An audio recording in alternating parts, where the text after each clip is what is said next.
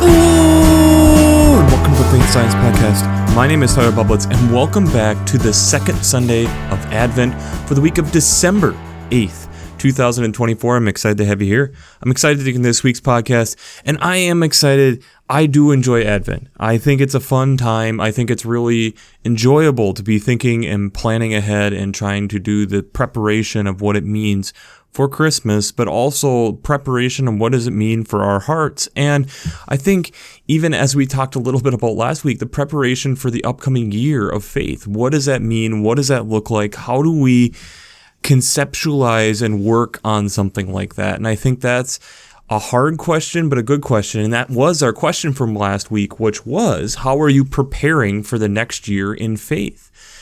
And we got a good response this week, one of them being that we have to prepare to trust in faith and prepare to trust in God more than ever. When you look at the world and the chaos and craziness of the world, I think there is definitely reason for us to at times be concerned, but I think it's also this great opportunity for us to continue to lean into our faith, lean into the idea that God is there, God is going to be in all these different world conflicts that we're dealing with, and thus giving us the opportunity to continue to walk out that faith and really continue to learn what does it mean to lean more and more on God, and how does that affect our day-to-day lives? How do we walk differently, talk differently, carry ourselves differently because of our faith? And I think that's an interesting attribute to be balancing in our own lives as we are going through this, is how do we balance and work through those different things?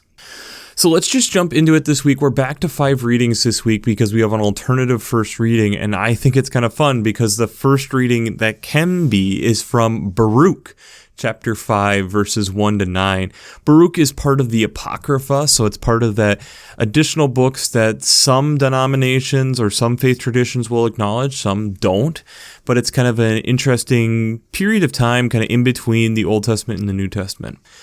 And in this, Baruch is laying out how the people of God, people of Israel, need to put down this idea of them continuing the sorrow and the affliction. Again, this has been that they've been going through lots of persecution, and realizing that they are gods, and put on this cloak and this idea of how God is robing us with righteousness, is this God who is all around us, from east to west and west to east, that God is all around us and is guiding us and is trying to guide our footsteps and helping us as long as we continue to rely on God. And in doing that, that's where there is true joy, is when we continue to find that and lay into that more and more.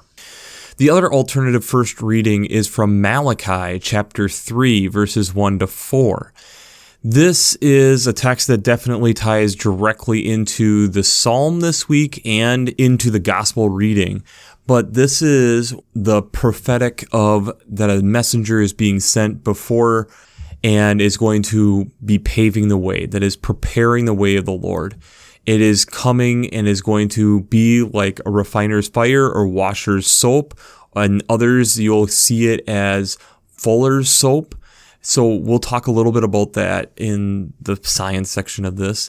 But this idea of the purification and the righteousness that comes from this recognition of who God is, and in continuing to prepare the people that there is somebody coming, and even before that there's a messenger to get us ready for what is to come.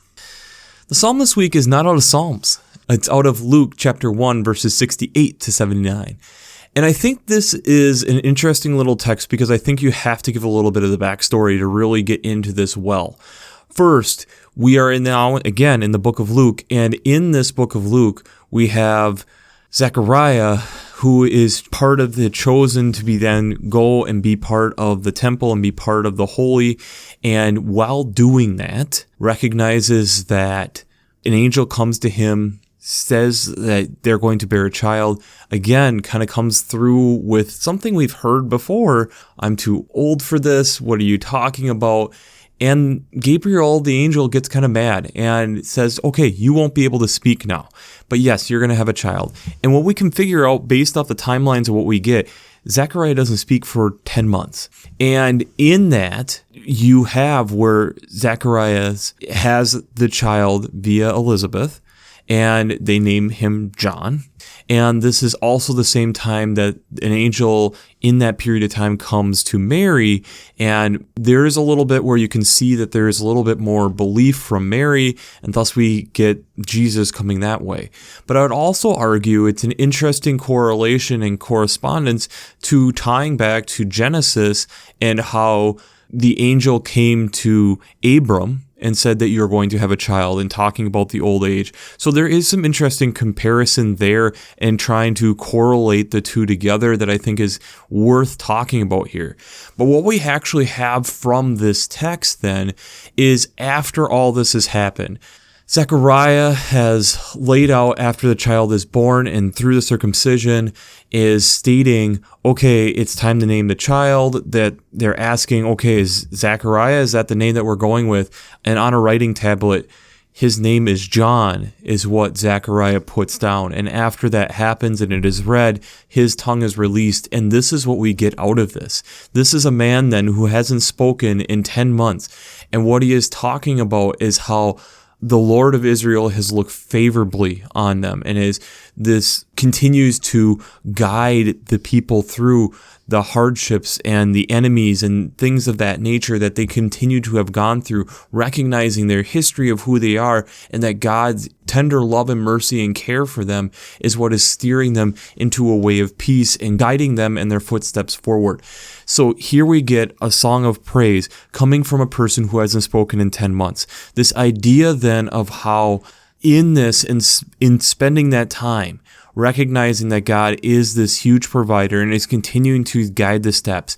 And in that process of truly preparing Zechariah's being for John coming, I think there's an interesting correlation there we get as well, and this recognition that this is leading into what will come. The epistle text or New Testament text is then from Philippians chapter 1, verses 3 to 11.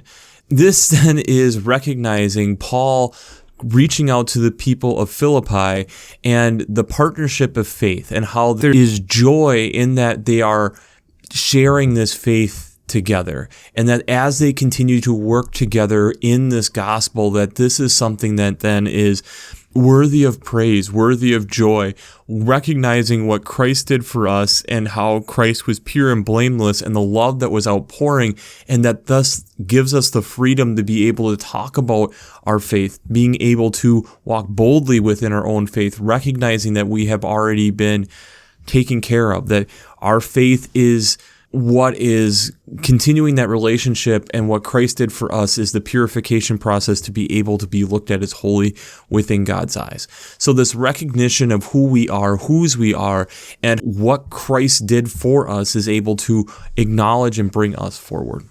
The gospel text this week then is out of Luke chapter 3, verses 1 through 6. This then is going through, and it's the beginning of John the Baptist's ministry. And we get a lot of verses here at the beginning, and this is something that's very common with Luke, recognizing who is in charge here so we can get actual timeline on when John is doing this. And John is then going around and proclaiming the baptism for the forgiveness of sins. And people are wondering then if this is the person that is going to be the Savior. And John then is proclaiming baptism for forgiveness of sins. And as he is doing this, it is then tying back to the voice crying out in the wilderness to prepare the way of the Lord. This recognition on how different prophets beforehand here, and this is one of the key elements of Luke, recognizing that this has been foretold. This is what has been told that was going to happen, and that this was going to be the way of preparing the land, making the way straight so that the message of who God is can be proclaimed and received so that people can come to the faith of who God is. So before we jump into how faith and science come together this week, we have to do a shameless plug. Working Preacher. If you haven't checked out Working Preacher, I'd highly recommend it. Between the Sermon Brainwaves podcasts, their commentaries, their discussions, since I'm the ordained minister, I use them on a weekly basis to help give me some guidance, direction. There's some great commentaries, great discussions, a lot of great resources over there that really help you prepare for the upcoming week. So if you haven't checked out workingpreacher.org, I'd highly recommend it. I'd also highly recommend checking out the Revised Common Lectionary coming from Vanderbilt Civilian Library. I really enjoy how they lay out the text week to week, along with the art, prayers, hymns, liturgical colors, even daily devotions. I was just talking with someone this last week and showing them a little bit of what this resource is, and they were impressed by what was all there. And so I'd highly recommend making sure that you spend some time over there. Look into some of these different resources. If we are preparing for worship week to week, then make sure that you're taking that a little bit additional time to look through some of these additional resources to be able to just be that much more prepared for worship week to week. And so, if you haven't checked out the Revised Common Lectionary coming from Vanderbilt Civilian Library, I'd highly recommend it. Finally, I'd also highly recommend checking out the Green Blades Preaching Roundtable and the Green Blades Rising publication. This is either a weekly newsletter or monthly reflection newsletter. And it goes through implications, urgencies, ecological echoes, things to be thinking about with the weekly texts, along with, if you go for more of the newsletter, it goes through some different resources and ideas and thinking about more of your ecological footprint and how can that be part of your faith journey. If you enjoy listening to this podcast for a half an hour each week, I know you're going to enjoy the resources over there. And those will be the first links down in the references section of the podcast. So I'd highly recommend checking out the Green Blades Preaching Roundtable and the Green Blades Rising publication. Let's dig into a little bit first of Fuller's Soap and talking a little bit about the refiner's fire like I talked about that I was going to do. Especially within the culture that we're in, we don't think about this stuff. But if you think about when you go to like a mint now, you can get silver or gold, these precious metals, and be able to get where the purity is of certain percentage. And it's usually like 99.99, if not more %, of that precious metal. And what is happening is that you take these metals, you are then putting them in a crucible and heating them extremely hot. And when it gets within a certain temperature range, that you're adding oxygen on the top, which then when all this has happened, you're getting the separation of the different types of metals. And so then when you're introducing that oxygen and being able to blow off or scrape off the top, which is the impurities, the things that are not of what you're wanting. And typically, in order to do that, you're introducing some other type of metal to help grab some of these impurities in there to be able to pull them out. I talked a little bit also about Fuller's Soap. Fuller's Soap is also using various different types of clay that was absorbent and filling. It was basically their bleach. But what this was doing is by adding it as they were kneading the cloths to be able to pull the impurities, pull these stains out. These were typically well-guarded secrets within this time period. And also they were typically done by people who were around water sources. And so this was something that was used in two different ways they're projecting is specifically for getting difficult stains out. You would go to a fuller to be able to help bring these different clothes stains out, but also after you'd shear your wool to be able to really bleach it, pull that true white out so that it was easier to be able to be dyed or brought into other materials. So this, again, talking about then the Malachi reading, that it's this purification process, getting prepared for what is to come. And again, the foretelling that Malachi has here, that this is coming. And when we think about and we're able to understand this stuff and we start looking at, and if we get these, even in the Luke text here this week, Luke 1, coming from the Psalm, the preparing the way of the Lord, and we get this preparing message, thinking about things in this preparing way in Advent, we have to think there are certain aspects within our world that's how things work. I think at times as human beings, we really struggle with this concept. We can understand it to some extent when we're younger, when we're a child, we're going to school because it's preparing us for our next steps. It's preparing us for taking those next steps to be able to go and pursue whatever the next career steps are for us. But I think at times we can lose sight of that within our own life, and especially within faith. And I think it sometimes is good for us to kind of reflect and take that step back and be like, okay, wait a second. Where do we see this in our world? And maybe that this is something that is more connected than we realize. So one in particular that is using this type of method is squirrels, and specifically like seed dispersal. And I like talking initially about squirrels though, because this is kind of double entendre here. First, what do squirrels do in the fall? Squirrels go through and collect and harvest seeds of other plants, but specifically like acorns and things of that type, walnuts, being able to figure out where can I store these so that I have supplies for when food is harder to come by, when it is harder, when it is colder, when it is difficult, where I don't necessarily want to be out and wandering around and looking, where potentially things could also be frozen into the ground, where now I can easily gather these and bring these around. And squirrels then will have multiple different spaces where they stash these different seeds. I know this fall, there's one that I'll have to deal with in the spring where I watched a squirrel go into the native garden that I'm working on and dig a hole and plant an acorn for me. I don't exactly want an oak tree there, so I'm going to have to keep an eye out for that in the spring. But I think it's also this aspect, too, of thinking about what happens. The squirrel will inevitably forget where some of these seeds are.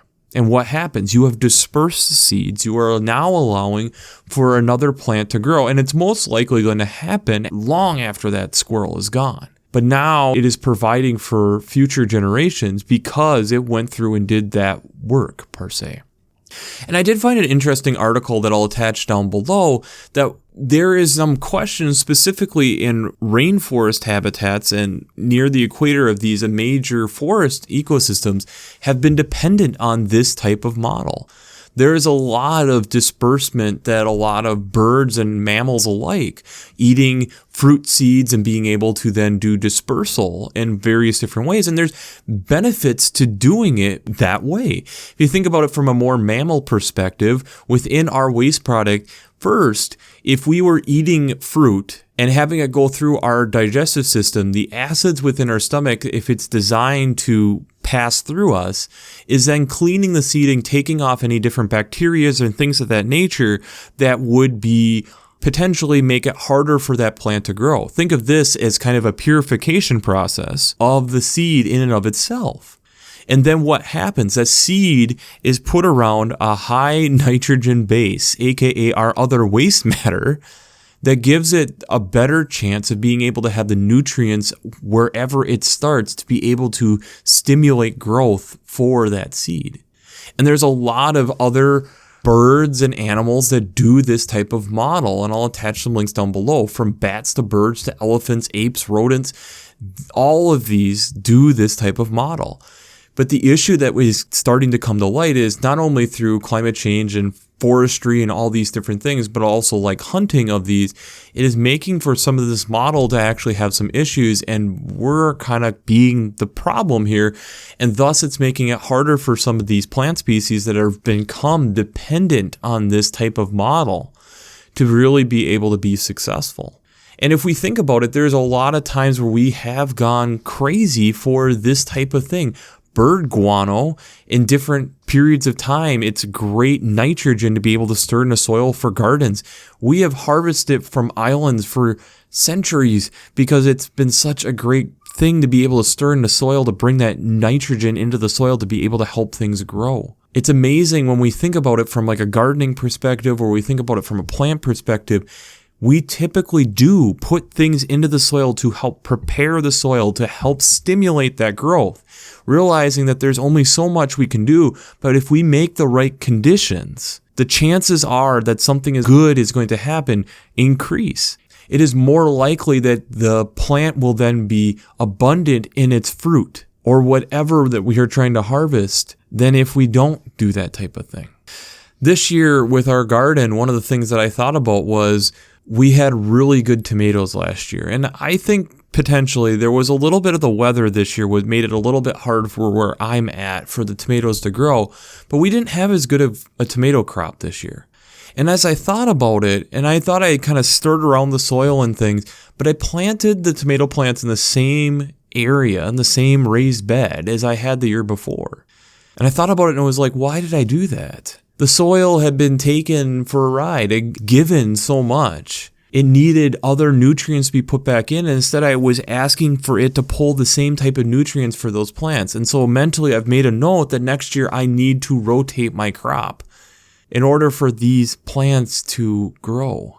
We think about it, and if you talk to a lot of farmers, especially like with corn, that it's not atypical to put down some type of nitrogen fixing plant like alfalfa or soybeans before you bring in corn for the next year, because corn is a very nutrient dense sucker out of the soil to be able to have corn grow. It takes a lot of nutrients out of the soil. And so you need to then pre-plan. You need to prepare the soil. You need to get to this place where it is ready for the plants that you are going to put in the ground. I find it interesting that here our God continues to show that in a lot of things within our own lives, within faith, we need to prepare for. In fact, for Jesus to come, there had to be preparation for us to be able to take on the challenge of what this was all going to mean. I think that's something in and of itself that we need to be thinking about and contemplating. That Christ needed someone to soften the road, to prepare the way so that we were ready for what was coming. I think that's something for us to contemplate. Just like we may take something that appears to be a waste product, guano, and stir it into the soil so that something can grow. Or we look at the effort of the squirrel and how much work and effort it does, and it's not even going to get full return. There's going to be mistakes where it forgets where it put things, but yet it ends up providing so much more in the end. Just it won't see the benefits. When we're in the season of giving, which really should be a year-round season, I think this is where we need to start thinking about and contemplating this, and what does this all mean? That God continued to, in order for us to get what Christ was, that there had to be this giver to us to prepare us for what is to come in John the Baptist. And when you think about like what Zechariah went through and not being able to speak for 10 months, and yet coming out of that, it's praise. It's the recognition of what Christ has done. When we actually sit and contemplate and think about it, we get to that place. We get to this place of thanks and praise, but then how do we get to that place earlier? How do we get to that place so we don't have to sit for 10 months and not be able to speak to be able to get to the song and praise? Maybe part of that is that we are planting seeds and forgetting about them and allowing growth to happen so that others can prosper and not just us. Maybe we need to do things in order so that things long-term are successful, not just short-term for us to be successful. Look at Paul. Paul is writing to Philippi and is discussing how great it is that we are a body of Christ, that we're doing this together, that Christ did all this purification for us so that we can then talk about and welcome everyone into the body and understand that we are all part of this one body. These are the things that I don't think we think about. I think like what Baruch is talking about, especially in verse 1, how often we are to be in this garment of sorrow and affliction. That we see things where we are falling short. We see things where it's like, oh, this sucks. And we put obstacles in our own way. The squirrel doesn't look at things and say, oh, shucks, this really stinks that I am going to bury acorns in places and never remember where they are. But the benefit of what that squirrel has done is it has lived and given, it has provided for future generations beyond just squirrels. Habitat for birds, habitat for caterpillars, habitat for various different creatures because of it going and trying to prepare for winter and forgetting where it prepared things. Preparing a way for something else. At least here in the United States, I think a lot of our mindset goes to preparing the way for us, or maybe our direct family, or maybe our future kids. How often do we think about it at a global scale? How often do we think of it beyond the human scale?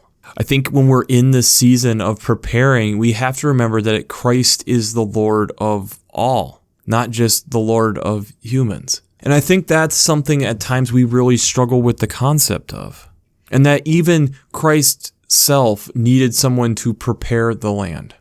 And how I understand it, that we are called now to be preparers of the land for the second coming of Christ. So how well are we doing that? How well are we actually preparing the land? How well are we preparing? I think there's a lot of times where we are very self-centered and don't necessarily do a great job at doing it. And I think there's other times where we are doing a good job with it. But I don't know what the percentages are. I think it varies person to person a lot. So the question I have for you this week is, where are you preparing the way for future generations, human and non-human? Where are you preparing the way for future generations, human and non-human? Because I think, again, as we are in the season of preparation and excitement that comes with it, I think it also means that we need to make sure that we are doing the reflection that is needed for us to really grasp what we are going into here. We need to recognize where are places that we need to bring guano in to actually prepare the soil. Where are the places that we need to purposely be forgetful as a squirrel and allow things to grow that's going to benefit way more than just us, than we could ever imagine. And maybe it extends long after we're gone. Where can we be like other animals, mammals, birds, and be able to be that distributor, being able to help purify seeds to be able to help things grow plants in various different places? Where can we be that? I think these are questions, especially in this Advent season. And I know with being in the upper half of the Northern Hemisphere, it is hard to think about growing when I am under snow right now. There is snow on the ground. It is cold. It is winter. But yet, within our faith, we don't go dormant.